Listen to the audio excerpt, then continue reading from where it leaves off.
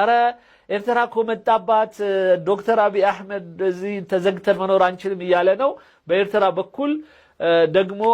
ምንድነው በአሰብ በኩል ኤርትራ ላይ የመጣባት ነው ብለው በጣም ተጨንቀዋል እሰይ እና አዛኝ ቂቢያንጓች እንላቸዋለን تتصرف فتأتي المشكلة يعني ليس افتعال يعني الفكرة ይሄ በፍጹም የፈጠረችው አይደለም አሁን አዲስ አይደለም ይሄ ከድሮ ጀምሮ ከጥንት ጀምሮ ኢትዮጵያ በባህር ጉዳይ ላይ ስታስብበት የቆየችው ጉዳይ ነው ደስ የሚለው ራሳቸው እንግዳ ያመጣሉ እንግዳው እዛው ይገርፍልኛል በራሳቸው ቋንቋ ማለት ነው احنا عندنا شريانين في منتهى الخطورة እኛ ይላል ሁለት ደም ስሮች አሉን በጣም አደገኛ ሁኔታ ላይ ነው ያሉት በጣም ይሄ ኢትዮጵያ ሲጀመር አዲስ አይደለም ጉዳዩ ካለ በኋላ ሐቅ የተናገረባት ፓርት እሷ ናት ኢትዮጵያ ሁሌ ያሳመማታል ያለ ባህር መቅረቷ እንደዚህ አድርገው መዝጋታቸው ከማንም ጋር ይተባበሩ ብቻ ዘግተዋታል ኢትዮጵያ سواء بالنسبة لمصر ለግብጽ ከግብጽ ጋር በተያያዘ ሁለት ጉዳዮች የደም ስር አድርገው ያስቡታል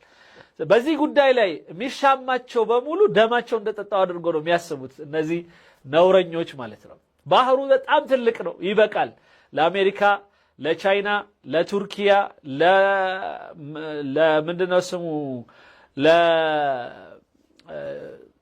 ለጃፓን አጠገብ ያለችው ኢቭን እነ ጃፓን ሌሎች ቢመጡ ምንም ችግር የለባቸውም እነሱ ኮሪያ እንደገና ደግሞ የኢጣሊያ ምናምን እነዚህ የአውሮፓ የተወሰኑ ሀገራት እንደገና ሩሲያ ሌሎችም መተው እዚህ ውስጥ እንደፈለጉ እየዋለሉበት የባህር የቀይ ባህርና የሌሎችም የህንድ ውቅያኖስ ኢትዮጵያ ብቻ እዚች ቦታ እንዳትደርስ እቆማለሁ እሞታለሁ ያለች ነው ግብጽ وهو نهر النيل والبحر الأحمر በቃ ናይልና የናይል ወንዝና የቀይ ባህር ማለት የኛ ደም ስር ነው ይላል ግብጾቹ اثيوبيا كانت مطلة على البحر الأحمر አዎ ኢትዮጵያ ቀይ ባህር ላይ ነበረች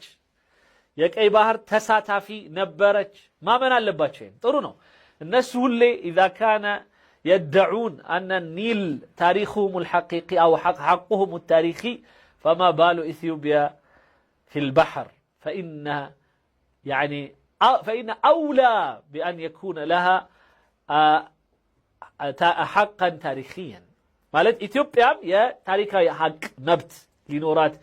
ይገባል ካለን እነሱ በወንዙ ላይ በውሃው ላይ ታሪካዊ ድርሻ አለን ካሉ የቁጥሩ ደረጃ ላይ ብንጣላም የ55.5 ምንም ዝም ብሎ የውሸት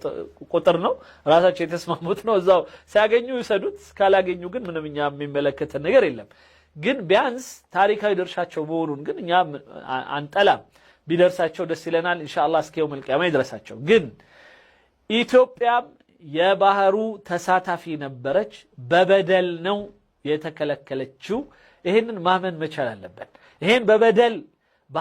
ያለ ሐቅ የተነጠቀችውን የሆነውን የቀይ ባህር